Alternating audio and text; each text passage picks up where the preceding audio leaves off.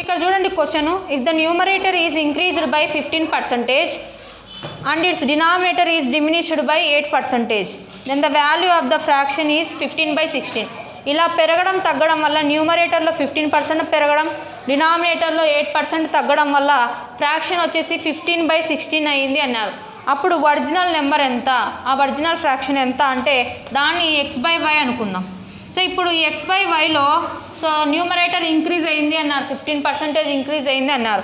అప్పుడు 100 మీద 15 పెరిగిందంటే 115నే కదా. సో అలాగే ఇప్పుడు మళ్ళీ ఏమన్నా డినామినేటర్ 8% తగ్గింది అన్నారు. తగ్గడం అంటే మనకి 100లోంచి 8 తీసేస్తే 92. So it is equals to value 15/16 అని ఇచ్చినారు. సో డైరెక్ట్ ఆన్సర్ వస్తుంది. ఇక్కడ చూడండి 5తో క్యాన్సలేషన్ చేస్తాం.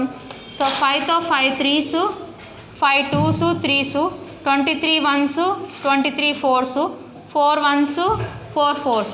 దేర్ఫోర్ ఆ ఒరిజినల్ నెంబర్ ఎంత అంటే 3/4 అవుతుంది. సో ఇదే మన ఆన్సర్ అనమాట. Thank you.